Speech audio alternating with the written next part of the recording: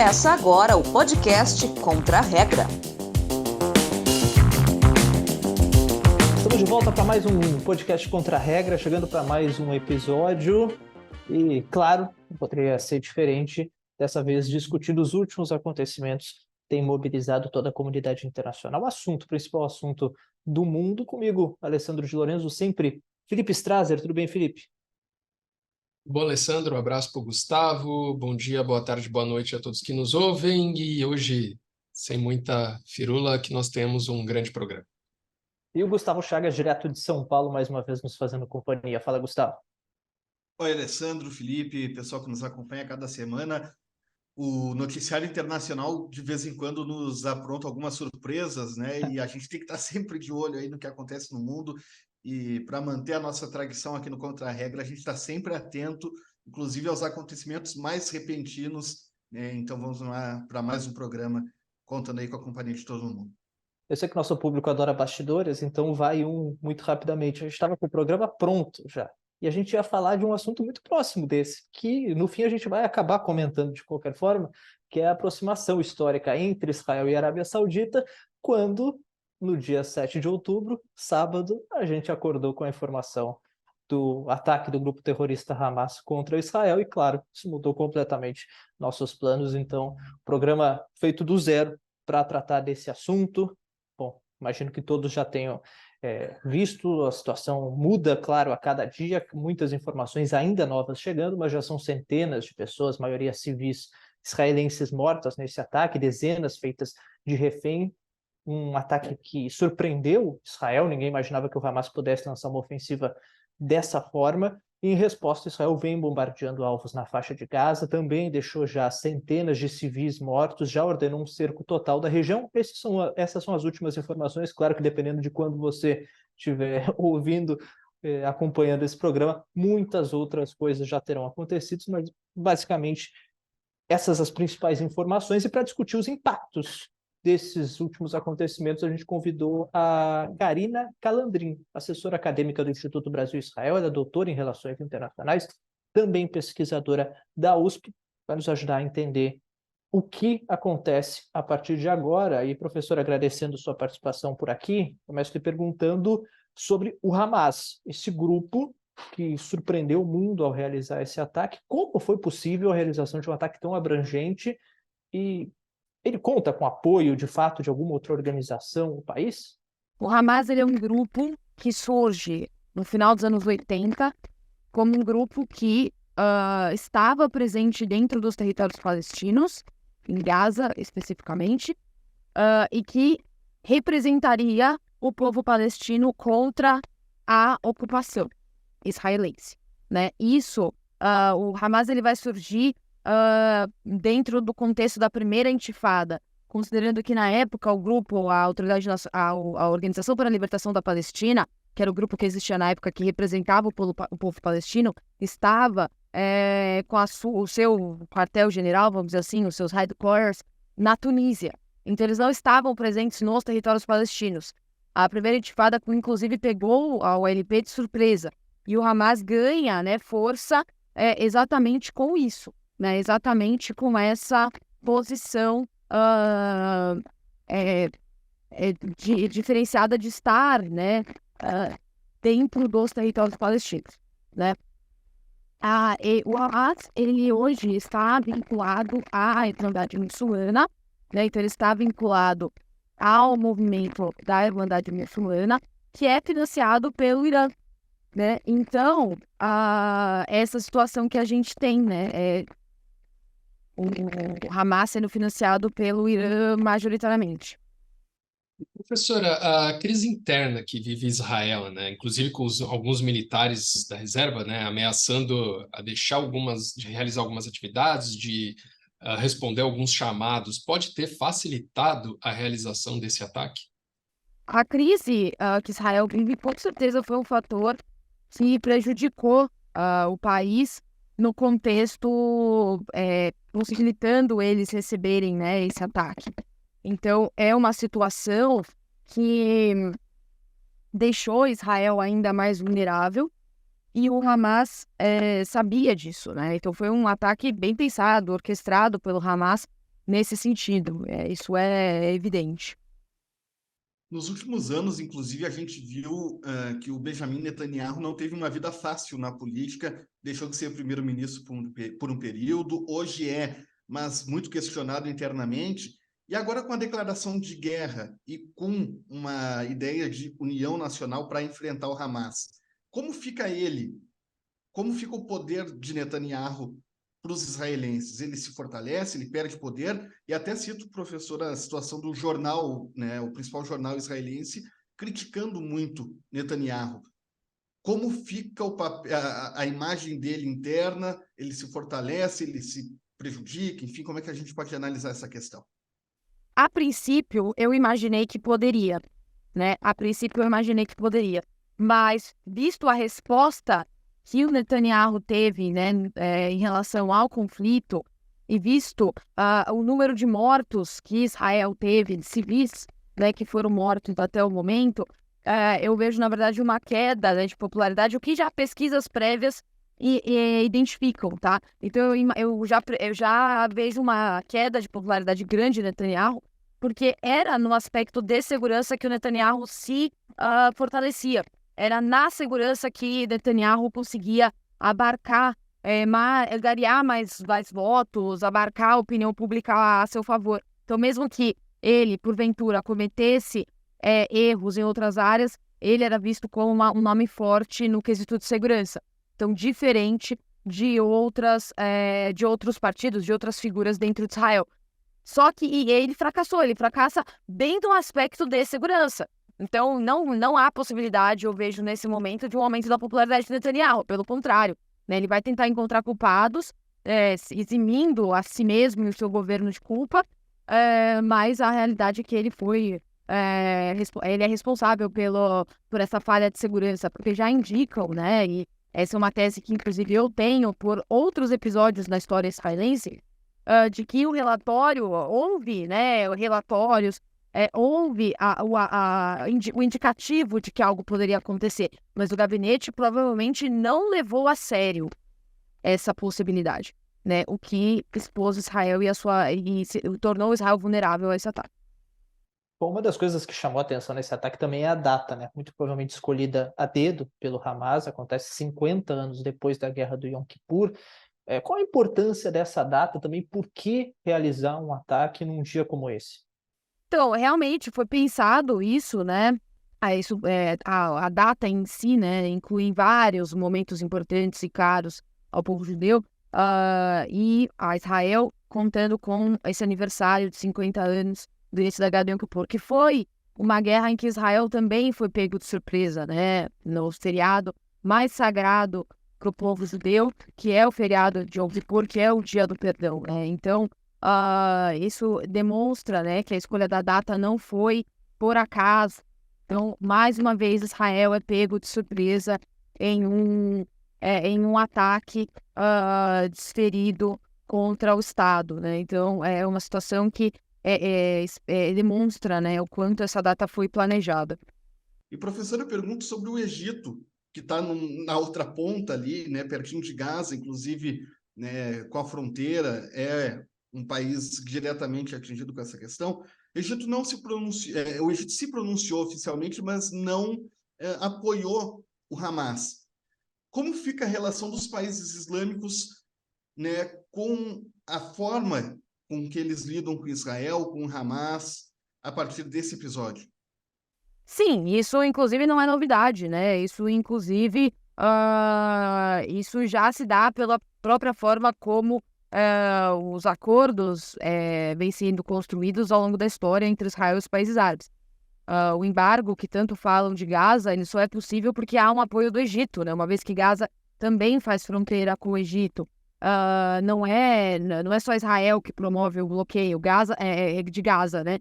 O Egito também tem que participar. Então, essa cisão exatamente acontece por conta da forma como os diferentes países entendem o conflito a partir dos seus próprios interesses. E ainda falando do Egito, antes de passar a bola para a próxima pergunta, há notícias de que a inteligência egípcia teria alertado Israel dias antes sobre a possibilidade de ataque, né? Então, os países estão, de certa forma, envolvidos. O Irã, daqui a pouco, pode se envolver. A gente está discutindo, então, os últimos acontecimentos lá no Oriente Médio, esse ataque do Hamas contra Israel, com a professora Karina Calandrin, doutora em Relações Internacionais, também pesquisadora da USP.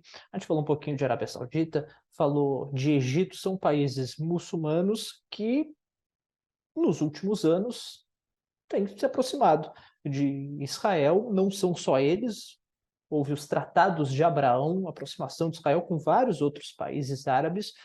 E a partir de agora, com o ataque de Hamas, muda alguma coisa nesse cenário? Como ficam esses tratados a partir de um cenário que é de guerra aberta entre o Hamas e Israel? Provavelmente as negociações com a Arábia Saudita vão ser paralisadas. Eu acredito que depende muito também da resposta israelense ao conflito, quantos palestinos morrerão, como que vai ser essa incursão, se haverá incursão terrestre. Tudo isso tem que ser avaliado, ainda é difícil dizer se haverá revogação de alguns dos acordos. Eu não vi esse indicativo ainda no momento, mas o cenário pode mudar. Eu acho cedo ainda para emitirmos qualquer certeza sobre o tema. E, professor, a gente vem acompanhando, né, desde os momentos do ataque, a resposta israelense, né, a declaração de guerra. Israel está em guerra, Israel chegou a acionar um dispositivo na Constituição que não era acionado desde a guerra do Yom Kippur. Então, assim, Israel está em total estado de guerra.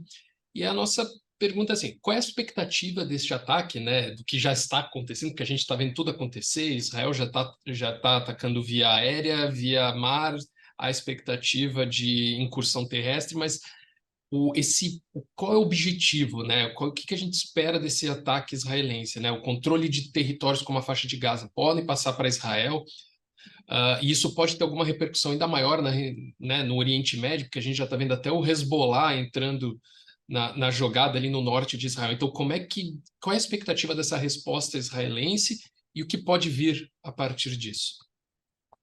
É muito custoso para Israel retomar controle de Gaza, né? Então, por isso que é difícil dizer que haverá, no momento, essa retomada, né? Porque é muito custoso. E haveria uma guerra constante contra o Hamas, porque o Hamas não ia aceitar isso assim, de uma maneira pacífica, né? Então, acho muito difícil Israel retomar o controle da faixa de Gaza, visto os custos disso, tanto financeiros quanto humanos. E se isso acontecesse, poderia haver uma repercussão mais grave no Oriente Médio contra essa nova ocupação, né? Algumas pessoas que analisam a questão pelo ponto de vista das demandas palestinas, por ter um reconhecimento do Estado palestino, né, como um território formado, falam, inclusive, que teria sido um tiro no pé do Hamas para a causa palestina. Como fica essa questão agora, professora? Elas recuam, paralisam? Qual o cenário daqui para frente depois desses ataques terroristas? Eu não vejo mudança, não digo que elas ficam mais paralisadas, acho que elas continuam do jeito que estão. Não há parceiros possíveis neste momento para Israel negociar. A Autoridade Nacional Palestina só se enfraquece a cada momento, enquanto o Hamas se fortalece. O Hamas não há possibilidade de acordo pensando no Hamas, uma vez que o Hamas promove terrorismo. Alguns países já pediram cessar-fogo, já teve reunião na ONU, Conselho de Segurança, sendo acionado para discutir o tema. Mas eu cito aí 2 países que são os 2 principais atores geopolíticos globais e que, claro, sempre despertam interesse. Estados Unidos, que é um aliado histórico de Israel, e a China, que não é uma aliada de Israel, mas tem proximidade com os israelenses, também tem proximidade com o outro lado, com os palestinos, até com o Hamas. Esses 2 países podem desempenhar papéis ativos nesse conflito? Não vejo participação ativa desses países em conflito, muito menos da China, que não condizem nada com a sua postura internacional. O apoio que nós podemos esperar é o que os Estados Unidos já vem fornecendo, que é um apoio financeiro e um apoio militar, no sentido de envio de armas, equipamentos, etc. Tá certo essa participação, então, da professora Karina Calandrin, assessora acadêmica do Instituto Brasil-Israel, doutora em Relações Internacionais, pesquisadora da USP, analisando esse contexto pós-ataques do Hamas a Israel, agora esse contra-ataque israelense na faixa de Gaza, e claro que muitos outros acontecimentos vão acontecer, né, vão ocorrer a partir de agora, e o Contra-Regra vai ficar ligado, inclusive. Tem muita gente tem muitas dúvidas, e é um assunto realmente muito complexo, muito difícil de análise da história desse conflito, que não é uma história recente, são várias décadas, se voltar no tempo, são séculos de problemas. São milênios quase, né? Para entender realmente tudo que está envolvido nessa questão, que é territorial, é religiosa, é política, são vários assuntos dentro dessa crise. Então eu convido quem quer um pouquinho mais dessa base histórica, a gente chegou a fazer um programa já sobre isso, a gente vai voltar lá para 2019 agora, tá? O programa 17, o episódio 17, Israel e Palestina. Você pode acessar nos tocadores de podcast aí do Spotify, no Deezer, Google Podcasts. Cardzinho em algum lugar aqui também no YouTube, quem tá no YouTube vai ter um card em algum lugar aí, ó. Que vai ter. Bom. Aí é com o nosso editor de vídeo. Vai ter um card. Vai ter um card. Vai Aonde? ter um card. Aonde? Não sabemos. Mas terá. Terá um E card. uma questão que o programa foi em 2019. Claro que muita coisa mudou desde então. E no mundo tivemos uma pandemia no meio disso. Mas eu fico pensando que vai chegar 2029, 2049, vão passar décadas e décadas, e eu acho que, infelizmente, isso ainda vai ser tema do Contra-Regra e de outros programas, e de muita gente ainda que vai estudar esse assunto, né? A gente até já se deixa o convite para o próximo programa, porque a gente pretende falar novamente do assunto. É um assunto que não se esgota aqui, tem muita coisa realmente para analisar. E, nesse momento, eu não estou numa boa localização e eu não estou com esse livro na mão. Eu trago no próximo programa direitinho o nome do livro, a dica, mas tem um livro que li recentemente sobre essa questão que explica, e eu acho que isso é ótimo e a gente pode analisar em futuros programas, por que os palestinos e os israelenses têm razão, os dois pedem, de fato, o que eles têm direito, e por que os dois não têm razão. Eu acho que é uma análise perfeita. Os dois estão certos, mas os dois estão errados. E aí, segundo esse autor, que depois eu trago direitinho o nome, enquanto os dois não aceitarem abrir mão de certos preceitos, de certas exigências, é impossível que a gente chegue a uma resolução para o conflito. É uma análise assim, bem interessante. Precisa ser feitas concessões dos dois lados, mas ninguém nunca parece estar disposto a fazer concessão nenhuma. E aí não tem acordo. Isso que tu mencionou, que os dois lados têm razão, e de fato tem, mas nesse momento a gente tem que ver que, se na questão simbólica tem razão, na forma como se alcança isso se perde muito, e quem perde são as pessoas. E é importante, tá? Porque daí eu sei que isso vai ser discutido, e aí pode ter gente que vai ouvir, vai fazer essa ponderação. A gente está falando da Palestina, não do Hamas. Quem tem razão é a Palestina. A gente está falando da causa palestina, criação de um Estado da Palestina. Há toda uma questão histórica por trás, e realmente há uma promessa daquele Estado. A gente não está falando dos ataques terroristas do Hamas, que é um grupo terrorista. Mais alguma coisa, senhores? Um aviso. A lista da semana, por circunstâncias óbvias, vai dar uma pausa. A gente volta logo que for possível com a lista da semana. Mas quem ouve os outros programas pode seguir participando, porque a gente conta com a participação do público, com as respostas e sempre com a companhia de todo mundo, né? Então, por um motivo óbvio, sem lista da semana por enquanto, mas logo que possível a gente volta com ela. E semana que vem a gente está de volta para discutir mais sobre os assuntos internacionais, para discutir mais, é claro, sobre a questão envolvendo Israel, Hamas, Palestina, o Oriente Médio como um todo. Gustavo, espero semana que vem. Até lá, Alessandro, Felipe, amigos e amigas. Felipe, até lá. Abraço a todos, beijo no coração e até o próximo programa. E sempre lembrando, é o @PodContraRegra no Facebook, Instagram, no Twitter, Google Podcasts, Spotify, LinkedIn, e no YouTube, @PodcastContraRegra. Você nos acompanha em todas as nossas redes sociais e a gente espera na semana que vem. Tchau, tchau.